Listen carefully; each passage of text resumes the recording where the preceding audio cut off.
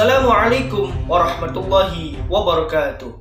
Yang kami hormati Bapak Ahmad Afandi MAG selaku dosen pengampu mata kuliah pengantar sejarah peradaban Islam. Dan yang kami banggakan teman-teman PAIB semester 3 Fakultas Ilmu Tarbiyah dan Keguruan YIN Syekh Nurjadi Cirebon.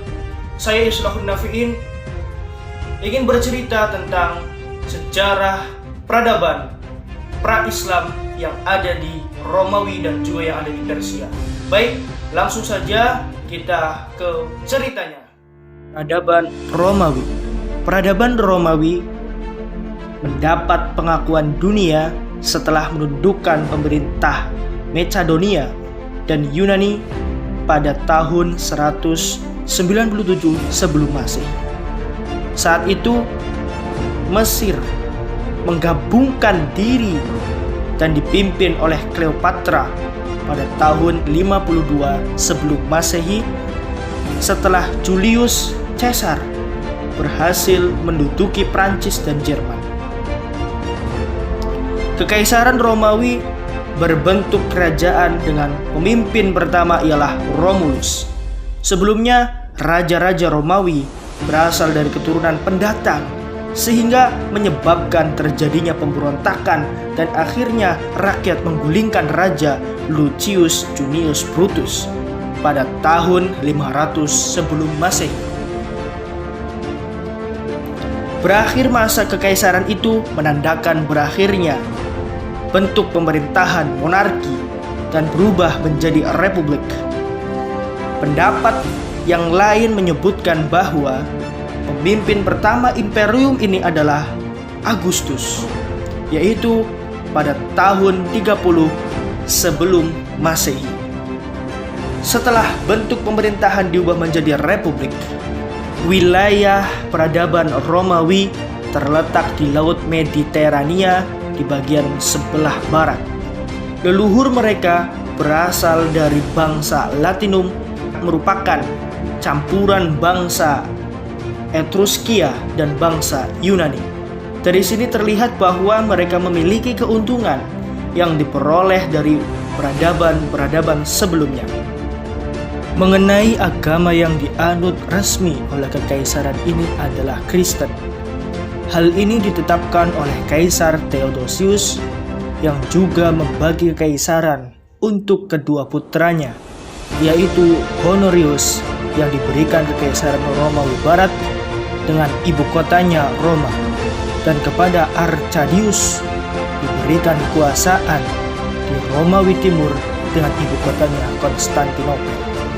Adapun kebudayaan atau hasil kesenian bangsa Romawi meliputi seni bangunan, yang mana bangsa Romawi membangun kota Roma dengan gedung-gedung yang berdinding berlapis marmer, mendirikan bangunan pemandian umum, membangun pintu-pintu gerbang yang megah, membuat tugu-tugu peringatan yang megah, membangun amphitheater atau gedung pertunjukan terbuka, membuat jalan raya yang menghubungkan antar kota, membuat jembatan-jembatan lengkung yang kokoh, mendirikan Kolosseum, yaitu gedung pertunjukan yang menyelenggarakan adu orang dengan binatang buas.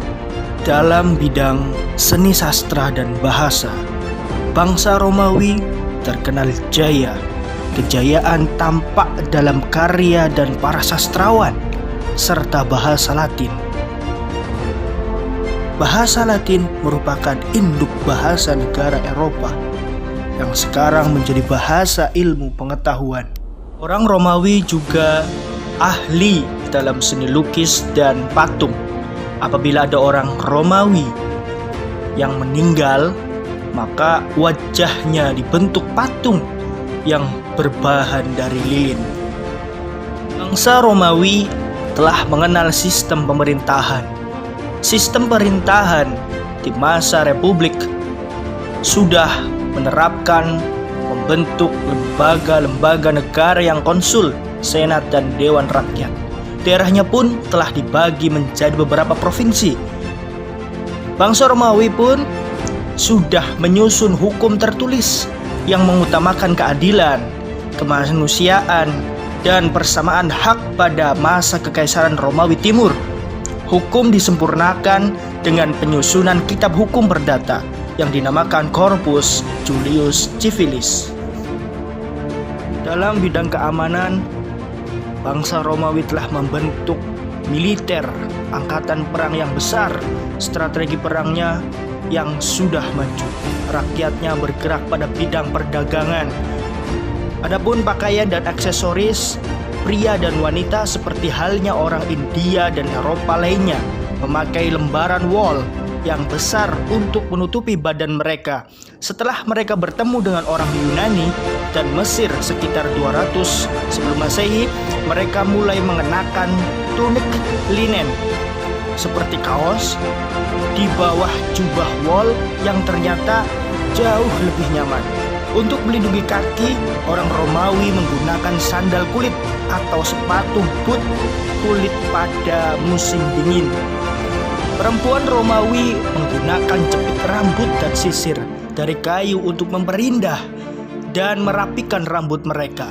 Perempuan biasanya mengenakan tunik linen ditambah dengan selendang atau kerudung wol di atas tunik mereka. Kerudung itu digunakan di kala hujan dan udara dingin. Selalu menggunakan pakaian tradisional mereka walaupun telah menguasai Eropa. Peradaban Persia.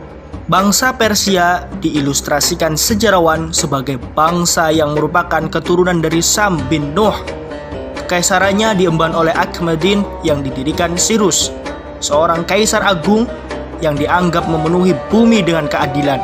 Kekaisaran Akhemedin dirobohkan oleh kekuasaan Yunani Hellenitik dan berakhir ketika Persia direbut kembali oleh dinasti Parthian dan dilanjutkan dinasti Sassanid sampai bumi Persia dikuasai Islam. Peradaban ini unggul dalam bidang politik, ketatanegaraan, peperangan. Peradaban ini juga terkenal dalam bidang sastra dan hikmah dengan menggunakan bahasa Pahlawiyah yang serat kandungannya berupa adab dan hikmah. Pada Kekaisaran Darius I, luas Kekaisaran Persia di zaman ini meliputi 3 benua, yaitu Asia, Afrika di Mesir, dan Eropa di wilayah utara Yunani di sebelah barat.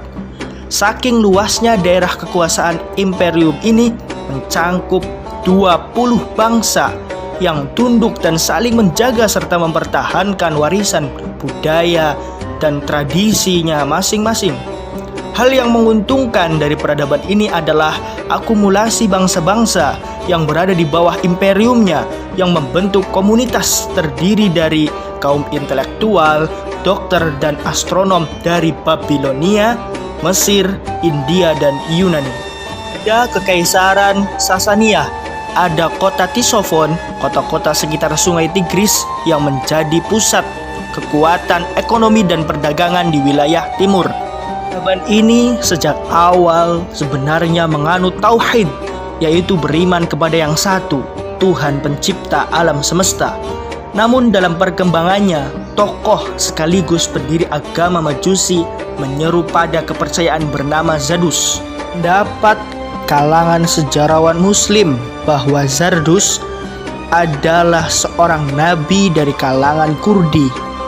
Jejak tauhid Zardus dan konsep tauhid dalam agama Majusi masih dapat ditelusuri, mengingat terdapat dalam hadis Nabi Muhammad SAW yang menyantumkan Majusi disejajarkan dengan Yahudi dan Nasrani. Bisa jadi menunjukkan akan adanya kebenaran agama ini. Hal yang menarik dari agama ini, satu teks dari teks-teks agama Zardus ini atau Majusi ini mengkonfirmasi kehadiran dari baginda Nabi Muhammad Sallallahu Alaihi Wasallam. Terkait peradaban Persia juga, signifikansi yang unggul darinya adalah menjaga kemajemukan dan kerukunan pada kawasan bangsa yang mereka tundukkan, seperti membebaskan bangsa Ibrani, membiarkan konstituen yang berbeda-beda, menentukan jalan hidup rakyatnya masing-masing sesuai dengan adat istiadat mereka dengan syarat membayar pajak dan tunduk pada beberapa mandat kekaisaran. Walaupun dalam literatur yang lain disebut pungutan pajak ini akhirnya diberlakukan tidak adil dan retribusinya sangat besar. Gagasan ini yang akhirnya diadopsi oleh kaum muslimin sebagai kebijakan. Kemudian menjadikan komunikasi politik yang baik untuk mempersatukan dengan kebijakan konstituen yang mengeluarkan undang-undang dan menerbitkan mata uang tunggal sebagai komunikasi bisnis dan ekonomi. Mereka mengadakan pembangunan jalan dan hotel untuk sarana transportasi. Mereka menyediakan layanan pos, surat menyurat. Mereka banyak memberdayakan penerjemah untuk menegakkan mandat konstituen dan menyiarkan tentang kemegahan dan perkembangan kekuasaan dalam berbagai bahasa, menjaga stabilitas perdamaian agar rakyat tetap bisa melanjutkan aktivitas mereka, membesarkan keluarga, bertani dan berkarya. Mengenai aktivitas intelektual yang terjadi, terdapat prasasti Darius Persia kuno yang ditemukan kembali pada abad ke-19 memberitakan keberadaan perpustakaan yang sangat luas yang berisi tentang kehidupan sehari-hari daerah ini 3000 tahun lalu dan dianggap telah canggih dari sejarah kehidupan barat yang ada. Pakaian tradisional Persia dapat dilihat pada lukisan miniatur Persia menggunakan warna-warna yang cerah dan kalem untuk pakaiannya.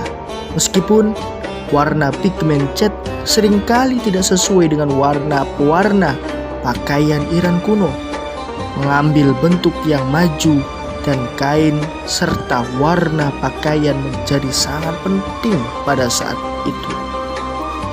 Terima kasih telah menonton video ini. Semoga video ini menjadi suatu yang bermanfaat.